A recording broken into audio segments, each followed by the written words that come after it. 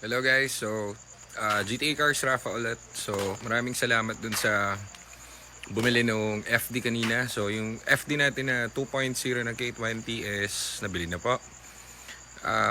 Nakita lang niyo yung post. Nabili siya guys ng 325 lang. K20 na yun, na top of the line 2.0. So sa market parang mga 360, 380 pa yan. Tinawaran lang kanina. So at least nabili na siya. Hindi kasi natin 40 yun eh. So maliit lang yung kita namin doon. Siguro wala pang 15,000. So kaya ko lang sinasabi kasi para alam din ng iba na yung markup natin sa mga ganyang unit, kasi lalo kapag hindi natin masyado kabisado. Alam lang natin kasi kaya binili yan kasi maganda siya. So alam naman namin, marunong kami tumingin kung unit is good.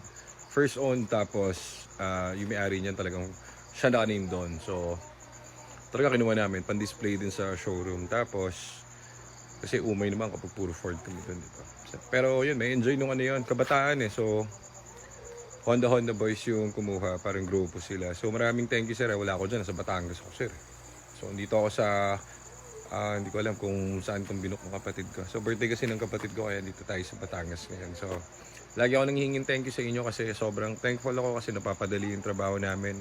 Lalo na ng mga nakaraan kasi dami nagko-comment, dami nag-review, dami nagpa-follow. So lahat naman yan sinasagot namin as much as possible. Kahit na minsan hindi na ako nakakatulog, sinasagot ko pa rin. So kasi yan, utang na loob namin sa inyo yan. Kasi yung by sharing yung knowledge namin, yung mga tips namin, and marami natutulungan tayo kahit papaano. So may nambabash din na iba, yung mga ibang tinatamaan dun sa mga, syempre yung mga ibang gumagawa, di nila magets, kakampi nila ako dun sa mga ibang gumagawa ng Ford.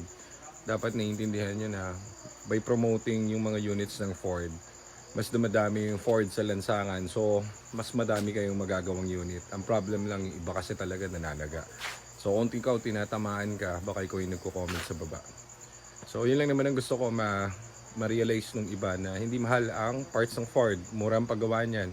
Mas mahal pa yung brand ng iba. Okay, so yun lang. So meron tayong mga pagdating, bagong dating na EcoSport White. Matagal ko na inaawitan yung unit na yun. 335 yun, in-out. So if magkagusto nyo, ilagay nyo lang sa option nyo. Ilagay nyo kami sa last option nyo. Marami nagme-message sa atin, bumili sa marketplace. Hindi ko naman nila lahat, marami nagtitinda dyan na okay naman. Kaso kadalasan yung mga tumatawag sa amin, nagre-request for repair. And uulitin ko, disclaimer, hindi kami repair shop. Gusto lang namin tumulong doon sa iba kasi marami na kaming nagawang unit na ganyan.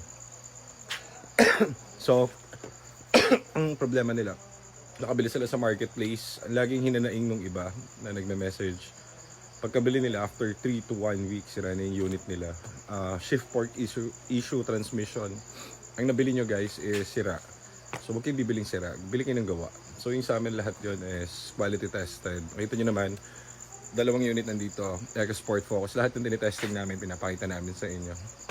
Actually, video lang namin kasi wala lang, yun lang gusto namin content, yung ginagawa natin, yung trabaho natin doon sa shop. So meron tayo bukas, kanina pala, the deal na yun, 335 na EcoSport Trend, washer yun, 47 lang yung mileage nun. First own din, tapos nahihila na ako, lasing ako. Tapos walang issue, so gagamitin na lang. So ilagay nyo lang kami sa less option nyo kapag gusto nyo bumili ng EcoSport or Fiesta.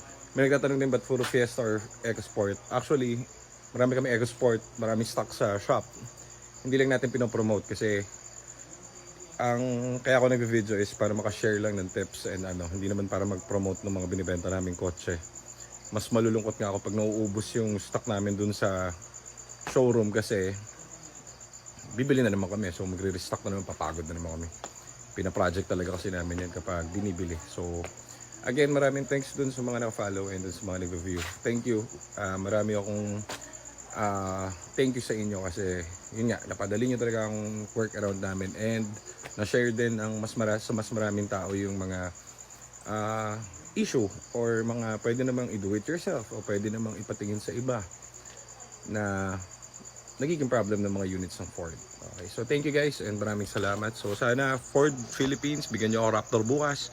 Salamat po.